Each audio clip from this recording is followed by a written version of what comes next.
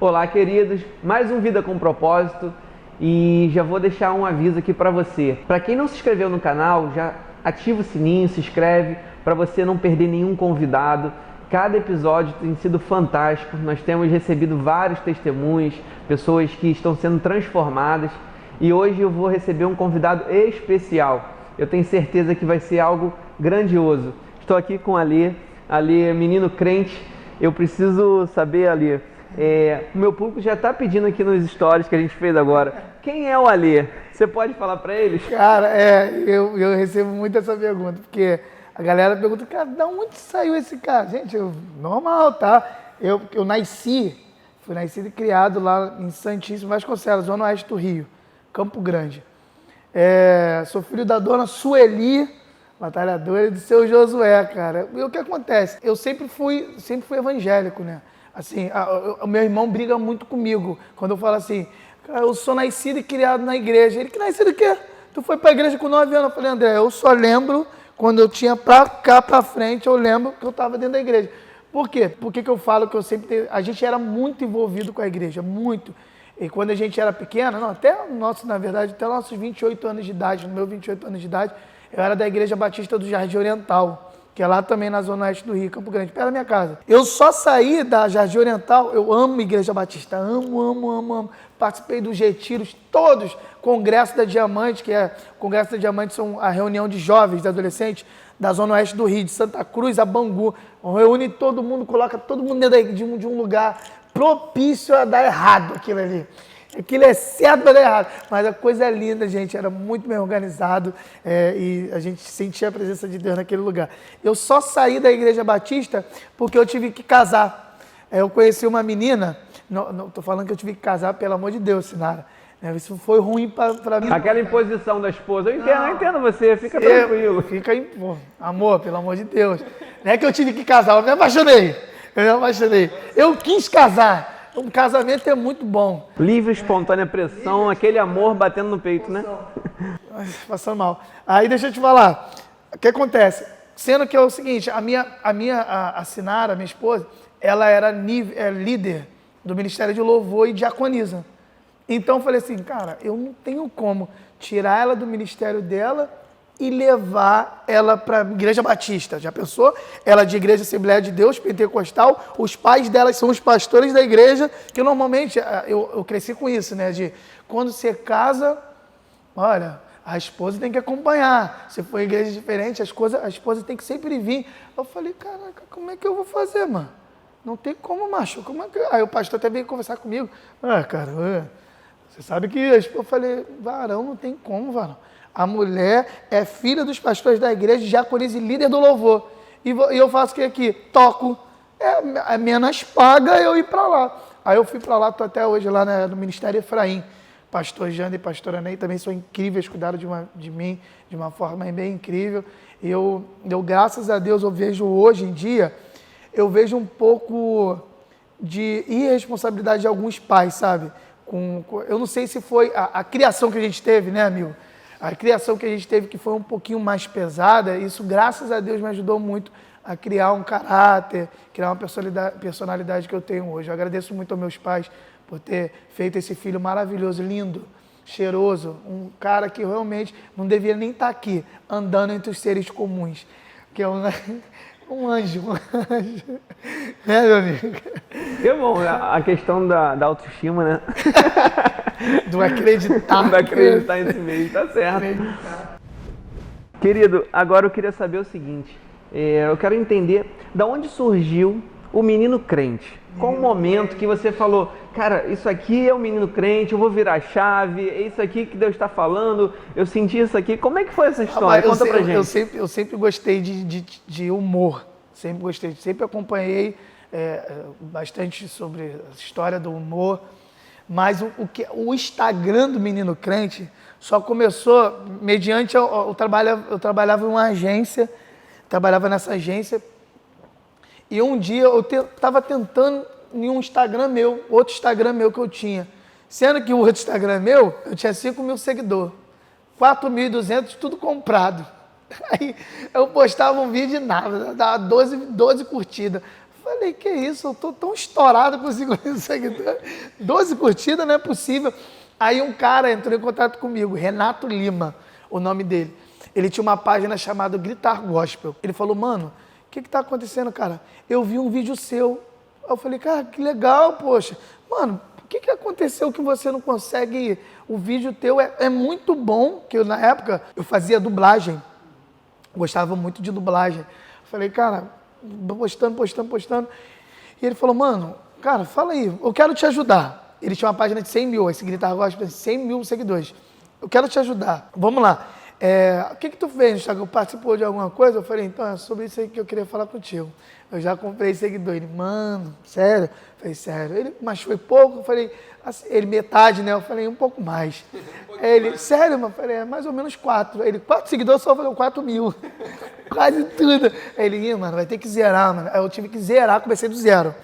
Falei, vai ser o seguinte, ele me deu uma estratégia, eu fiz certinho quando deu, assim, um mês, a gente já estava batendo 16 mil seguidores, 17 mil seguidores, o vídeo já estava viralizando, eu falei, pô, legal, vou seguir nisso. Sendo que eu só estava fazendo dublagem. A galera gostava muito de dublagem. Aí as pessoas gostam tanto da dublagem que os meus vídeos mais viralizados dentro da plataforma do Instagram são os vídeos de dublagem, que tem 3 milhões e 200, o outro tem 2 milhões e 900, o mais viralizado de dublagem dentro do Instagram. No TikTok tem um pouco mais, tem 16 milhões, tal, 15 milhões. Só um pouquinho mais. Mas, então, sendo que ele falou comigo, mano, agora você precisa colocar um conteúdo próprio. Você já tem uma identidade que é dublagem, mas coloca uma caixinha, alguma coisa aí. Veio o negócio da caixinha dessas crentes aí, essas feiticeiras que aparecem lá, de colocar as perguntas na caixinha. E quando fez isso, aconteceu isso de viralizar esses 15 milhões, 16 milhões. Hoje a gente está com esse número aí, mas eu agradeço também. E depois chegou o Maurinho, né? Foi aí que eu conheci. Na verdade, eu conheci o Maurinho antes do Menino Crente. Muito antes. O Renato Lima me deu o pontapé, o Maurinho estava perto ali de mim. Maurinho, irmão, é isso aí. O Maurinho sempre me dava tática, me conectava algumas coisas ali. E as portas que o Maurinho abriu para mim, eu sempre falo isso. Aonde eu vou, eu honro esse cara. Eu honro um cara chamado Maurinho Divulga. Por quê, meu amigo? Eu gosto muito sobre gratidão. Eu gosto muito de ser grato a uma pessoa. E o Maurinho, cara, ele abriu portas para mim impressionantes. Tem lugares que eu já entrei, sentei e falei, mano, Deus é lógico acima de todas as coisas. E o Maurinho, ele sempre me colocou em portas extraordinárias. Então eu amo a vida do Maurinho e eu tenho certeza que Deus tem muita coisa ainda para fazer na vida desse cara. Vou entrar numa palavra aqui. Sei que o povo gosta de Bíblia, né? Sim. A gente, né, tem a parte do lazer, tem que ter. Tem a parte do humor, tem que ter. A gente gosta de dar risada. Nos bastidores mesmo, tá contando histórias aqui. A menina de 11 anos escreveu para você. Ele vai contar melhor daqui a pouquinho. A menina de 11 anos falou, eu tô querendo paquerar e tal. E a gente às vezes pensa assim, é um pirulito que vai ganhar do namoradinho, né? 11 anos e às vezes as coisas são muito mais sérias, porque a humanidade está evoluindo, né? Está indo para um caminho. Os jovens, então, estão bem perdidos, né? Então a gente tem que resgatar essa identidade, né, do ser humano. Falando de gratidão, vou trazer uma palavra que está em Lucas 17:11 para você. Aquela passagem bíblica você conhece com certeza, onde estavam os 10 leprosos, né? Sim. E aí eles chegaram, Jesus estava no local, eles falaram, Jesus, tenha pena de nós, Jesus. E Jesus, ele falou o seguinte, continua caminhando, vai caminhando até o sacerdote, porque o sacerdote vai examinar vocês. E aí eu entendo o seguinte, que Jesus, quando deu essa direção, eles já tinham duas opções, confiar na palavra de Jesus, na direção de Jesus e seguir a estrada, ou não ouvir Jesus. E eles decidiram ouvir. A Bíblia vai relatar que eles continuaram caminhando. Nessa que eles vão caminhando, eles são curados, os 10. Sendo que dos 10 que foram curados, só um voltou para agradecer a Jesus. Os 9 não voltaram para agradecer a Jesus. E o que voltou, ele chegou até Jesus e ajoelhou, prostrou perante a Jesus e agradeceu, a Bíblia vai dizer, né? E aí eu entendo que a gratidão que você mencionou faz com que nós venhamos a ficar colados em Jesus. Os outros 9, ainda que estavam curados, eles estavam afastados de Jesus. Agora esse, além de ser curado, ele estava grudado, colado aos pés de Jesus. Porque a gratidão é isso, é você reconhecer quem abriu a porta para você, você ser grato a quem te estendeu a mão, né? Você honrar quem te honrou. E aí, nessa passagem de Lucas 17:11, a gente entende nitidamente que o que era grato estava grudado com Jesus. Então, gratidão é algo que agrada a Deus. Tanto é que Jesus mesmo mencionou, foram 10 curados, cadê os outros 9? Ou seja, Cristo, ele entende que gratidão é caráter, gratidão é louvável perante os olhos de Deus. Então, essa sua conduta de gratidão ao Maurinho, cara, isso é lindo. Jesus se agrada disso, sabe? Porque outrora você não tinha essas portas que foram abertas por conta do Maurinho. Então é muito louvável, é muito digno, muito justo você ter essa honraria. E se você tem essa conduta é porque você tem o caráter de Deus, porque gratidão é caráter.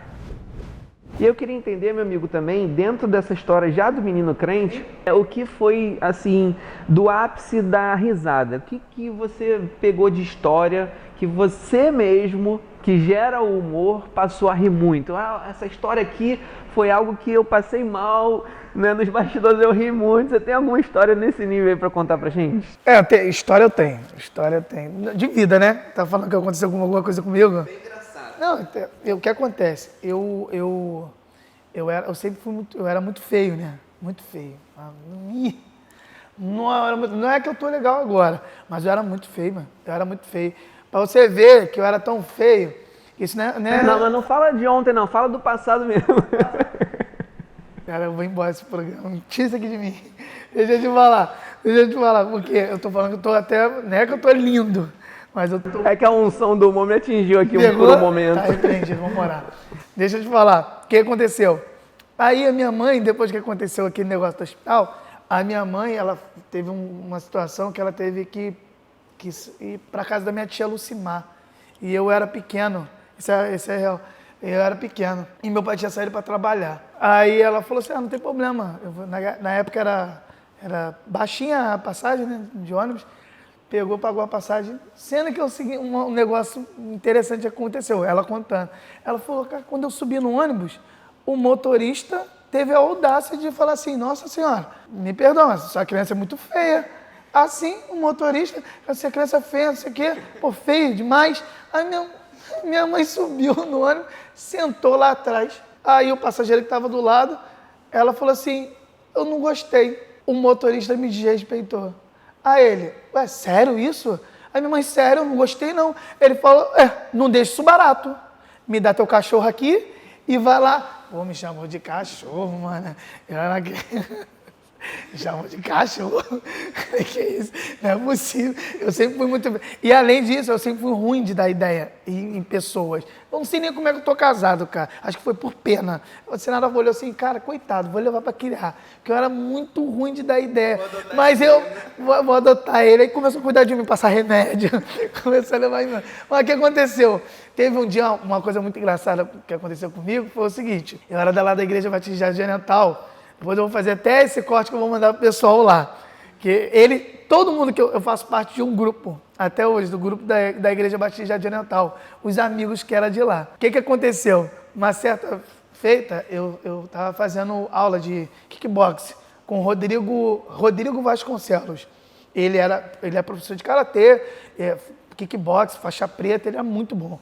E eu comecei a fazer aula com ele. E fiz uma semana. Fiz a aula experimental e fiz mais uma semana. E quando ele perguntou se eu ia pagar, eu parei de ir. Falei, para mim, eu tinha um dom, eu não preciso mais. Eu já bati a meta de uma semana, já sou o curilim. Aí teve um dia que eu fui para a igreja, domingo à noite. Fui para a igreja, eu estou vendo um rapaz chamado Igor, puxando a minha prima, Gisele, implicando com ela. Aí puxava, eu falei, aí aquilo ali, falei, é meu momento. É Deus me mostrando. Vou executar a técnica. É Deus me mostrando que eu devo agora invocar o meu Ki, né? Que na minha cabeça eu era o Vegeta. Comecei a deixar a mão, falei, ei! Aí virou, falei, tira a mão dela, pô. Ele, vem cá que a gente resolve. Fui pra cima dele. Não, quando ele falou aquilo, vem cá que a gente resolve, não se fala isso para um homem. Não se fala isso para um homem de 13 anos. Não se fala isso para um homem de 13 anos. Fechei a minha mão, a galera tava toda do lado de fora, porque tinha acabado o culto. Quando eu gritei, todo mundo olhou. Aí ele falou, isso é real. Aí eu falei, esse cara não perde para esperar. Acelerei para cima dele.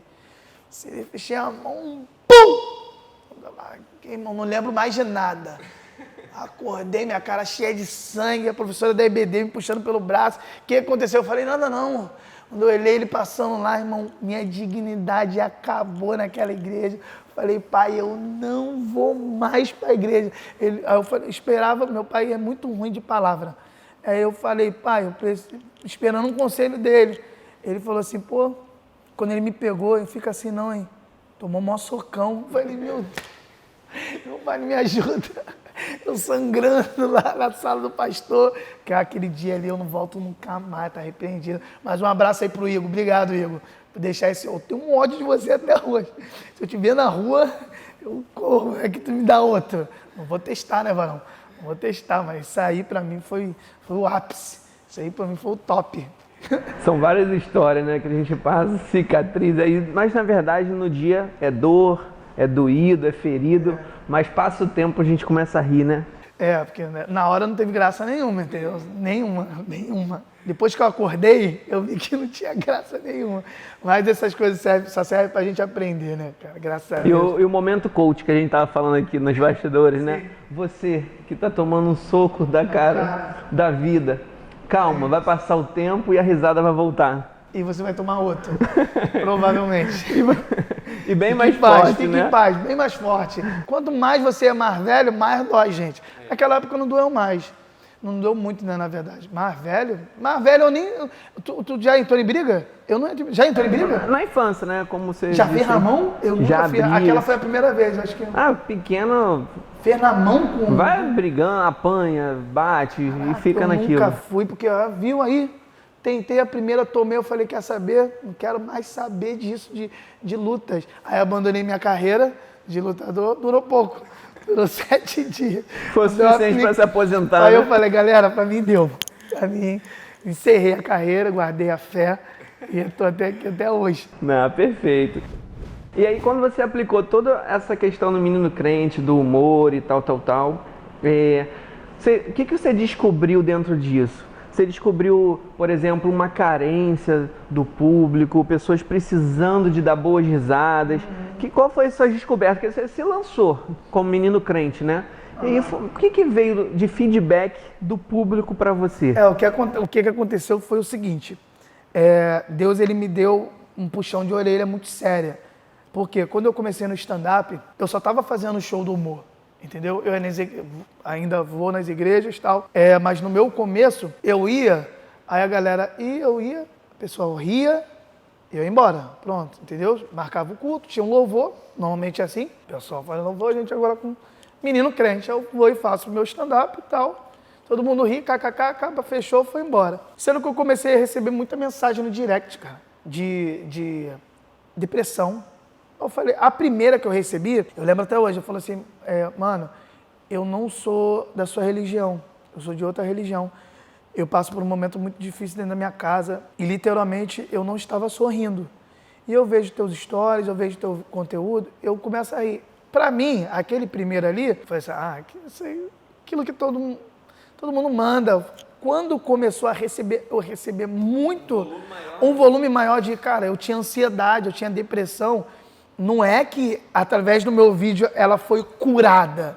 Não, através do meu vídeo ela estava sorrindo, coisas que ela não fazia. E eu comecei a acreditar nisso. Eu falei, peraí, então isso é sério?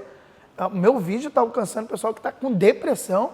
Então eu comecei a acreditar. Foi aí que Deus entrou e me deu um puxão de orelha. Falou assim, eu não te chamei para só arrancar sorriso. Aí eu falei, não, Senhor, continua falando que eu não estou entendendo. Aí Deus colocou no meu coração o seguinte, o meu stand-up, ele é atrelado com resgatando a alegria. O que é o resgate da alegria, meu amigo? Se eu não me engano, em Lucas capítulo 7, versículo 14, vai falar que Jesus, ele entrou numa cidade e ele se emocionou. com uma mulher que estava chorando, que ele estava enterrando o seu único filho. Sendo que eu dei uma lida nesse texto, e ele me chamou muita atenção, por quê? Porque naquela época, quem trazia o mantimento para casa eram os homens, e ela já era viúva. Então a esperança que ela tinha de uma alegria maior era o filho. Além de ser um filho, vai se tornar um homem e vai trazer um mantimento para dentro da casa dela. Ou seja, não vai ter mais problemas. Então, quando ela enterra esse filho, ela não está enterrando só um filho, ela está enterrando a esperança, ela está enterrando a alegria, ela está enterrando todos os sonhos dela, que ela tinha. Quando Jesus entra no negócio, ele já percebeu, falou, peraí, tem uma alegria que está sendo enterrada hoje, então vou resgatar. Jesus toca na ponta do esquife e fala, menino, levante-se. Aquilo ali Jesus falou comigo.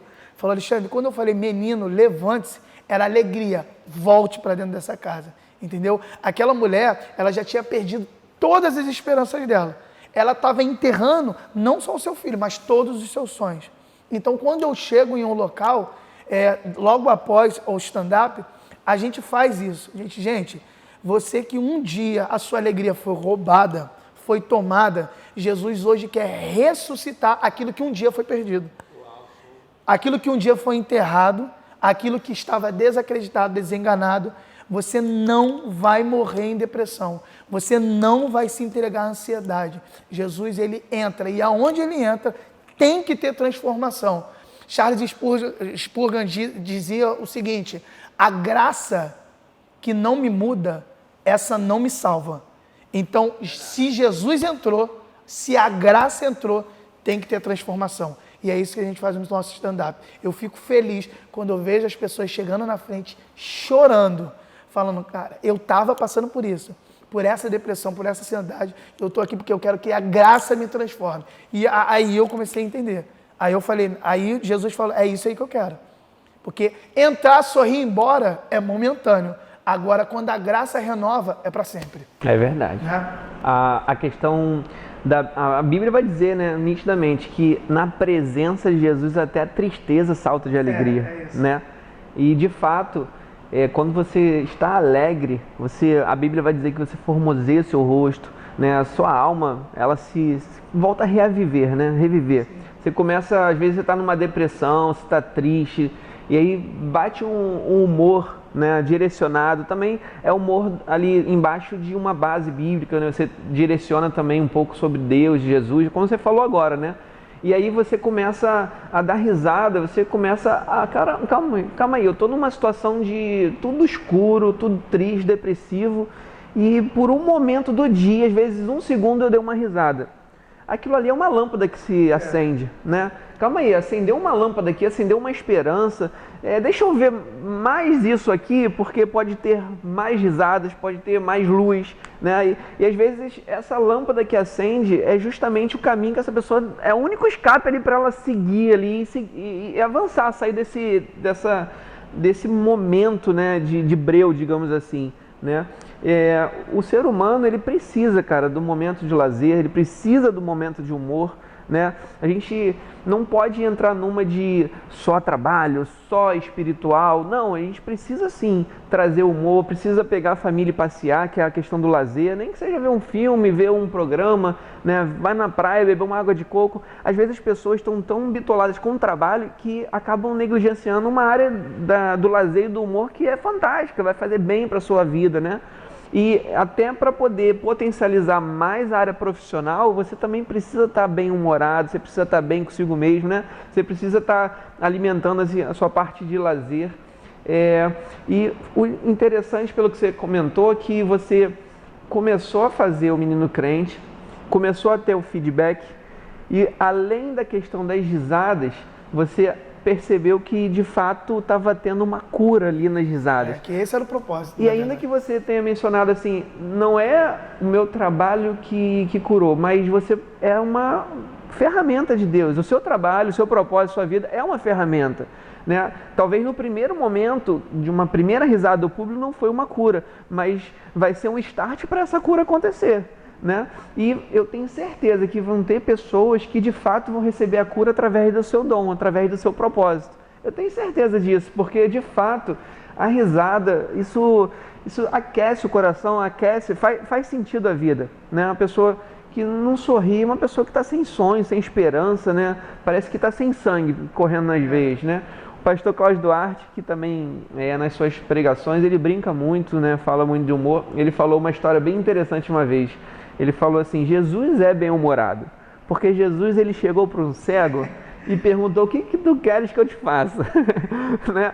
Então, assim, ele brincou, usou o humor, né, para trazer essa palavra para frente. E, de fato, é uma verdade, né? A gente precisa desse time aí do humor, a gente precisa se alimentar disso. Agora mesmo, o nosso câmera aqui, ó, o Robson, ele estava triste, o Vasco não está tão bem das pernas. Ele estava triste, chorando, e aí você contou a história do bebê, do cachorro. Ele está rindo aqui nos bastidores, né? Então, assim, já reanimou o amigo ali que estava em depressão há 11 anos, porque o Vasco 11 anos sem título, né? Então, eles estão bravos ali comigo agora, mas... Então, assim, isso faz sentido porque é algo que a gente fala e nós estamos enxergando, né? Agora eles felizes aqui atrás, né? Querido, muito obrigado pela presença, tá? Foi uma honra receber você. Agora a gente vai dar uma pequena pausa, nós vamos para os outros episódios, em outros cenários. Bora. Tá bom? Vamos nessa. Vamos junto.